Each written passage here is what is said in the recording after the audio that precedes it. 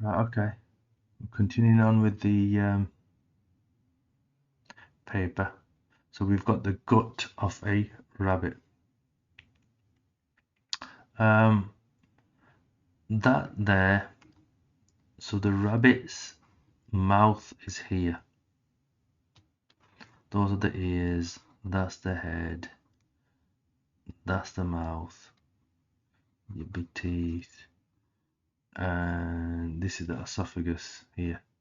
So let's write the word, I can never spell this,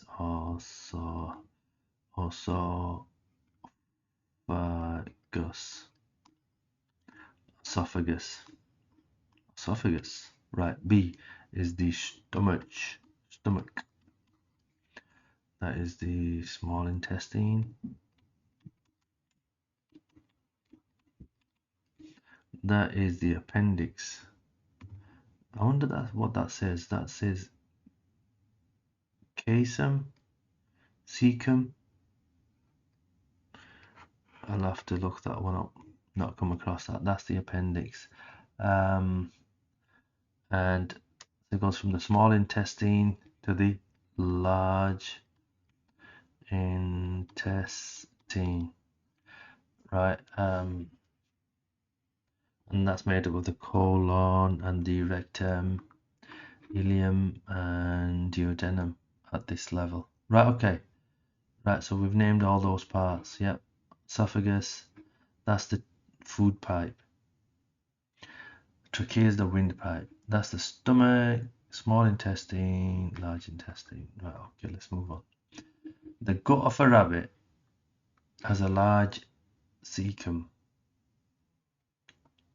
I think that's cecum. It just sounds familiar. Cecum and appendix. These contain bacteria that are able to produce an enzyme called cellulase. So remember we said if it ends in ase, it's going to be an enzyme. Enzyme are biological molecules that speed up, no, biological catalysts.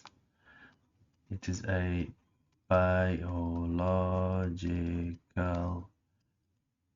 catalyst. And if it's an ose, it's a sugar. It's a sugar. Right. Explain how these bacteria help rabbit with their diet of plant material. So the plants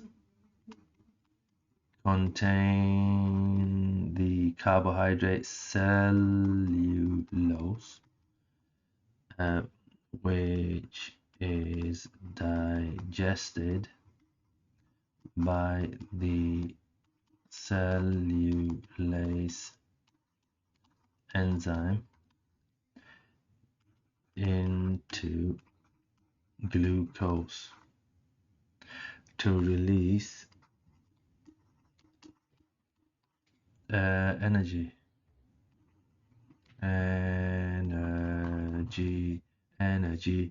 during respiration. Right, okay, watch this, right?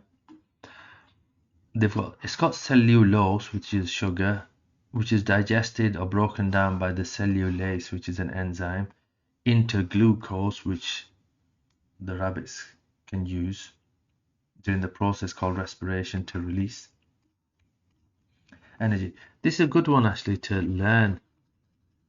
Just throw it all in. You'll get marks. There's nothing wrong there. They might say ignore it because it's just waffling, but you won't get marked down. They might start doing that soon, but at the moment we're alright. Right, human gut has a cecum and appendix, but they're much smaller than those in the rabbit. Suggests why the human gut has only a small cecum and appendix. Why? Right, okay, because we have got other sort of foods, haven't we? Right, humans do not digest cellulose. Right. We eat fewer plants and also eat meat. So evolution, from an evolutionary point of view, because we eat other things, we've evolved to have less of that enzyme, cellulase. Okay, in humans, the appendix also acts as a store of useful bacteria. Okay. Scientists have discovered patients who've had their appendix removed are more likely to develop infections in the colon. Explain how having no appendix may increase the likelihood of bacterial infections in the colon. So, useful bacteria have been removed. So, okay. So, there's less competition for the food, allowing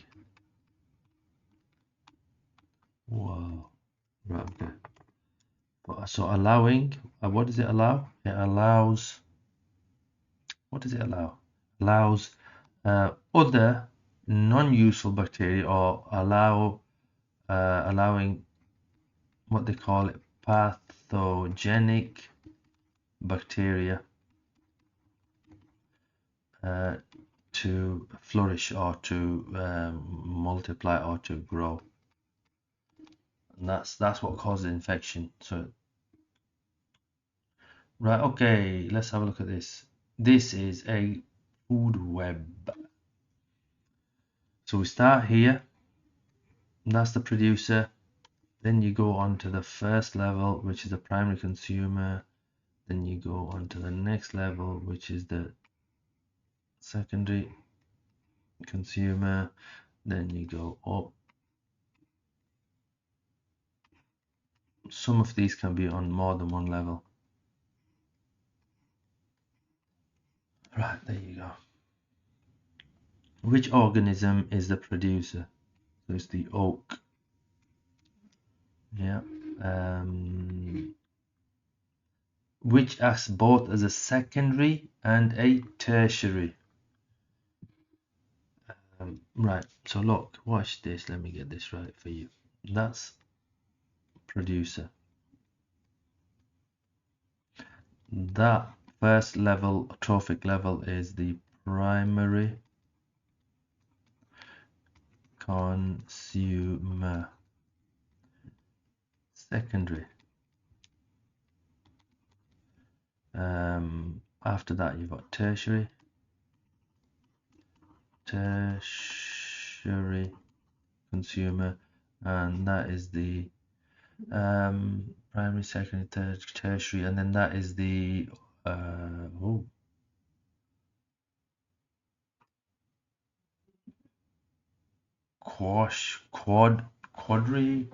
I don't know what they'd call that, but that's the top predator. Okay, predator. A bit confused now as to what name you'd give that. But I know it's the top predator, so that's the ultimate predator. Right, so if we look 1, 2, 3, so the shrew is secondary consumer and tertiary consumer.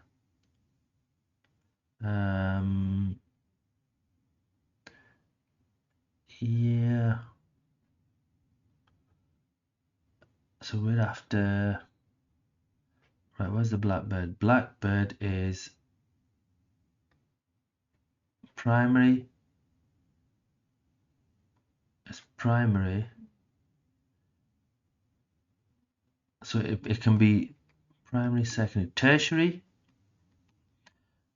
and secondary. A shrew is secondary Yeah, only secondary. Right, so it's the blackbird. It's the blackbird. Right, got my head mixed up for a second. Right, okay. The amount of energy transferred. Right, okay, we know that. The amount of energy transferred changes as you move along the food chain. So typically they say 10%, you lose 10, only 10% is transferred, I think. The light energy reaching the producers is that. Explain why plants cannot absorb all this energy. Right, okay. Right. Not all the light hits the flowers, hits the plants.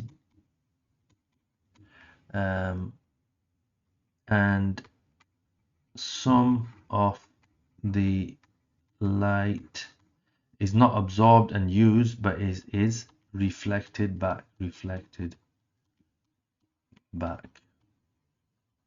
So if it's reflected, it's not being used and utilized for photosynthesis. That's all it is. Oh goodness me, come on. Well, it disappears soon. So yep, that's that done. The table shows the energy transferred between producer and primary consumer, between primary consumer and secondary consumer.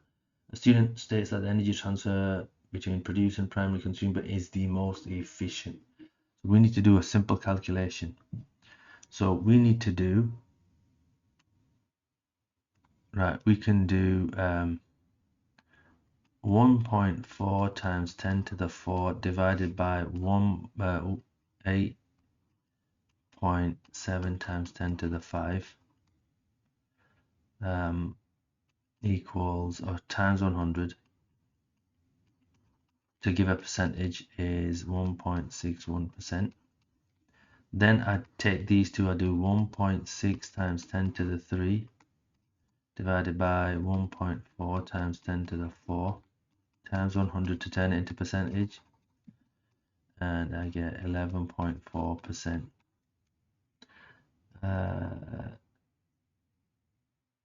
Right, so they're not correct because look, you've got between primary and secondary you've got 11%, and between producer and primary you've got only 1%, 1.61%. So that's not true. That is not true.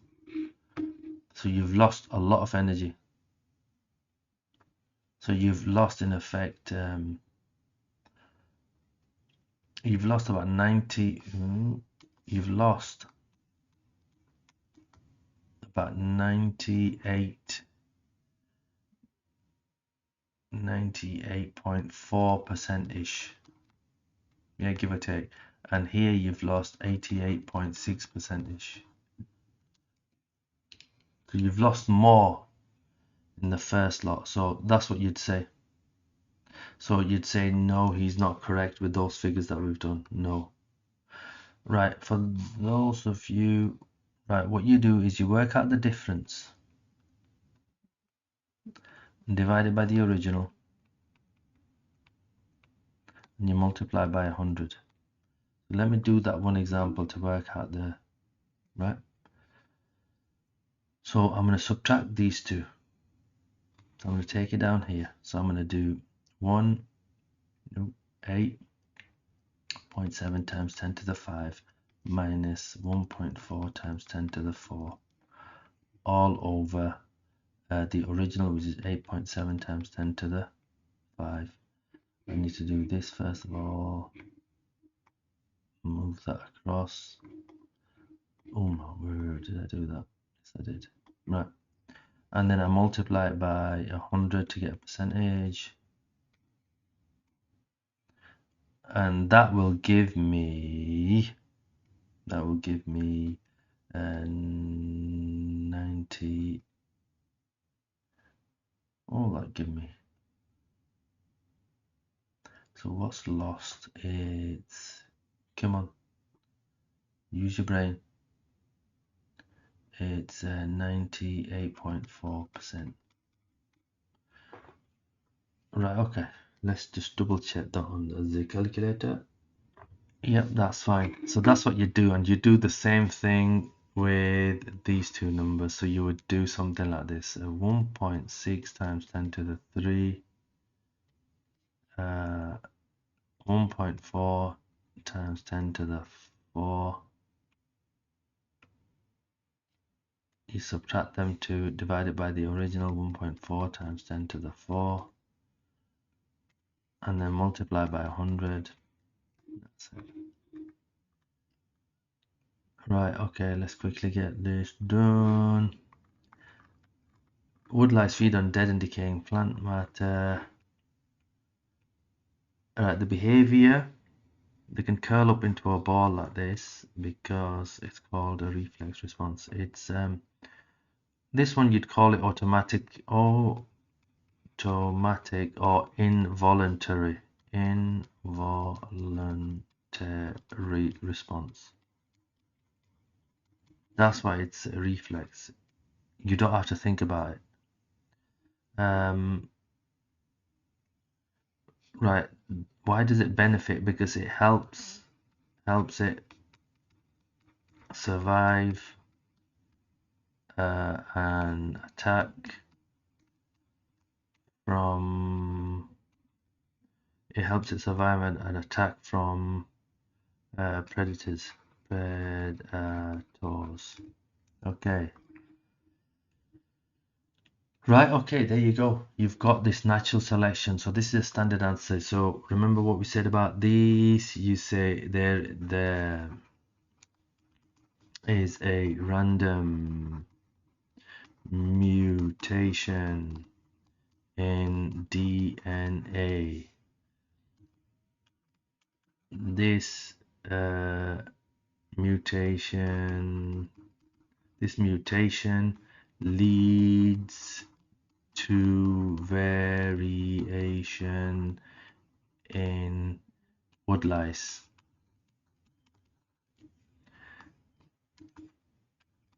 The variation allows the woodlouse or the woodlice to curl up quickly, just say, and survive. They survive, so can breed and pass on their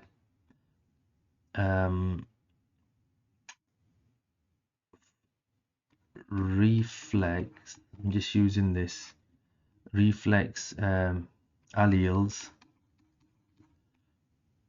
to their offspring. So can you see the structure that's happened so far? And just finish it off. This continues on for generations. So watch this. Random mutation in DNA leads to variation. This variation means they curl up quickly and survive. They survive so that they can breed. They can then pass on their reflex alleles to their offspring, and it continues for generations. So you'll end up with lots of them with quick reflexes. Right, what we'll do is we'll call it quits there. It's a good place to stop.